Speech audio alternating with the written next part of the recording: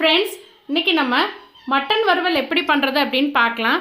இந்த வறுவல் வந்து கெடா வெட்டில் ஒருத்தவங்க பண்ணியிருந்தாங்க. அவங்கக்கிட்ட ரெசிபி கேட்டு அதுக்கப்புறமா நான் பண்ணி பார்த்தேன். டேஸ்ட் நல்லாவே வந்தது. வாங்க எப்படி பண்ணுறதுன்னு பார்க்கலாம்.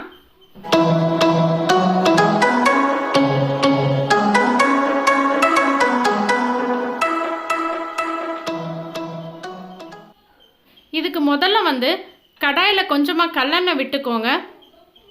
எண்ணெய் நல்லா காஞ்சதுக்கப்புறமா 1/4 கப் அளவுக்கு சின்ன வெங்காயம் எடுத்துக்கோங்க. சின்ன வெங்காயத்தை வந்து நல்லா வதக்கி விட்டுக்கலாம். வதங்கினதுக்கு அப்புறமா 1/4 கப் அளவுக்கு தேங்காய் சேர்த்திக்கலாம். தேங்காய் வந்து இனிப்பு இல்லாத தேங்காவை பார்த்துக்கோங்க. இதை ரெண்டையுமே வந்து வதக்கி விட்டுட்டு நல்லா ஆற வச்சு வலுவலுங்கிற பேஸ்ட்டாக வந்து அரைச்சி எடுத்துக்கலாம். இதை வந்து நம்ம கடைசியில் தான் சேர்த்த போகிறோம். இப்போ இதை அரைச்சி எடுத்துகிட்டு வந்துடலாம். இந்த அளவுக்கு வந்து அரைச்சி எடுத்து வச்சுக்கோங்க. இப்போ நம்ம வந்து வறுவல் பண்ண ஸ்டார்ட் பண்ணிடலாம். நான் நல்லெண்ணெய் விட்டுட்டு தாளிக்கிறதுக்கு ஒரு பட்டை, ஒரு ஏலக்காய், 2 கிராம்பு, 1/2 ஸ்பூன் அளவுக்கு சீரகம், 1/2 ஸ்பூன் அளவுக்கு சோம்பு சேர்த்து தாளித்து விட்டுறலாம். இதெல்லாமே நல்லா வந்து பொரிஞ்சதுக்கப்புறமா 1 கப் அளவுக்கு பெரிய வெங்காயம் வந்து நீளமான பீஸாக கட் பண்ணி வச்சுருக்கேன். இல்லை அப்படின்னா பெருசாக ஒரு வெங்காயம் எடுத்து வந்து கட் பண்ணிக்கோங்க. 1/2 கிலோ மட்டனுக்கு வந்து இந்த அளவு சரியாக இருக்கும். 2 பச்சை மிளகாய் வந்து கீரி சேர்த்துருக்கேன். கொஞ்சமாக கருவேப்பிலை, இதையும் போட்டு நல்லா வந்து வதக்கி விட்டுக்கோங்க. இது வதங்கினதுக்கு அப்புறமா இதில் வந்து 1 டேபிள் ஸ்பூன் அளவுக்கு நம்ம வந்து இஞ்சி பூண்டு விழுது வந்து சேர்த்திக்கலாம். இஞ்சி பூண்டுனுடைய பச்சை வாசனை போகிற வரைக்கும் அதையும் வந்து நல்லா வதக்கி விட்டுக்கோங்க.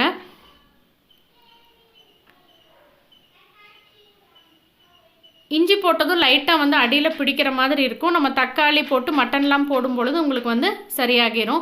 இப்போ நல்லா வதங்கிடுச்சு. இதில் வந்து 1/4 கப் அளவுக்கு தக்காளி, சின்னதாக ஒரு தக்காளி பழம் போட்டுக்கோங்க. அவங்க வந்து 1 கிலோவுக்கு 2 பழம் சொன்னாங்க. நம்ம இன்றைக்கி 1/2 கிலோ பண்ணுறதுனால 1 பழம். கொஞ்சமாக வந்து உப்பு போட்டுட்டோம் அப்படின்னா தக்காளி வந்து சீக்கிரமாக வதங்கி வந்துடும். தக்காளி வந்து நல்லா வதங்கிடுச்சு.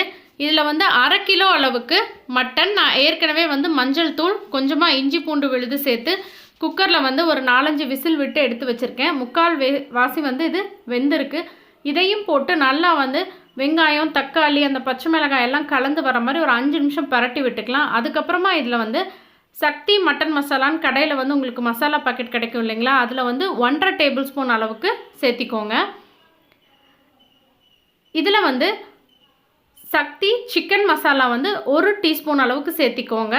இப்போ இந்த அளவு வந்து உங்களுக்கு குழந்தைங்க சாப்பிட்ற அளவுக்கு காரம் வந்து குறைவாக இருக்கும். உங்களுக்கு அதிகமாக வேணும் அப்படின்னு நினச்சிங்கன்னா மட்டன் மசாலா வந்து இன்னொரு டேபிள் ஸ்பூன் அதிகம் பண்ணிக்கோங்க. அது மாதிரி சிக்கன் மசாலாவும் இன்னொரு 1/2 டீஸ்பூன் அதிகம் பண்ணிக்கோங்க.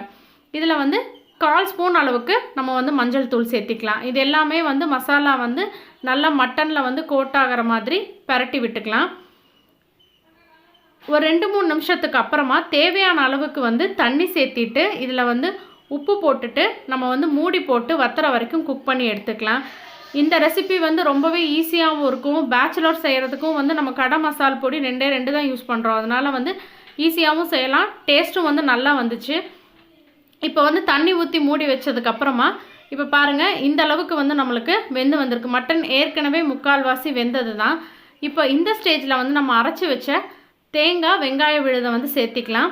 அதனுடைய பச்சை மணம் நீங்கிறதுக்காக இதில் கொஞ்சமாக வந்து தண்ணி ஊற்றி நல்லா கிளறி விட்டு மூடி போட்டு வறுவல் ஸ்டேஜ் வர வரைக்கும் நம்ம வந்து ட்ரை பண்ணி எடுத்துக்கலாம். நம்ம கெடா வெட்டில் பார்த்திங்கன்னா அந்த வைக்கக்கூடிய மட்டன் வந்து ரொம்பவும் ட்ரையாக இருக்காது, அதே சமயம் நல்லா ஜூஸியாகவும் இருக்கும். இது வந்து அந்த மாதிரி தான் இருந்தது. கண்டிப்பாக ட்ரை பண்ணி பாருங்கள். டேஸ்ட் வந்து ரொம்பவே நல்லாயிருக்கும். இப்போ தண்ணி ஊற்றி இதை வந்து மூடி போட்டு நம்ம குக் பண்ணிக்கலாம். ஒரு 5-6 நிமிஷம் இதனுடைய பச்சை வாசனை போனதுக்கப்புறமா வந்து நம்ம வந்து இறக்கிடலாம். இப்போது வந்து லைட்டாக வந்து தண்ணி இருக்குது. நீங்கள் திறந்து வச்சு குக் பண்ணிங்க அப்படின்னா இந்த தண்ணியும் நல்லா வந்து நமக்கு எவாப்ரேட் ஆகிரும். உங்களுக்கு எந்த ஸ்டேஜ் வேணுமோ அதில் இறக்கிக்கோங்க. எனக்கு இந்த அளவுக்கு போதும். பாருங்கள், இதிலே வந்து தண்ணியெல்லாம் வற்றி நல்லா வந்து மசால் வந்து நல்லா கோட்டாக இருக்கும் உங்களுக்கு மட்டன் பீஸில். ஸோ சூப்பராக நம்மளுடைய மட்டன் வறுவல் வந்து தயாராகிடுச்சு. மல்லி இலை தூவி இறக்கிடலாம். வீடியோ பிடிச்சிருந்தா உங்கள் ஃப்ரெண்ட்ஸ் எல்லாத்துக்கும் ஷேர் பண்ணுங்கள், லைக் பண்ணுங்கள், கமெண்ட் பண்ணுங்கள். மறக்காமல் நம்ம சேனலை சப்ஸ்கிரைப் பண்ணுங்கள். சுவை அறிந்திட சுவைத்து பாருங்கள். தேங்க்யூ.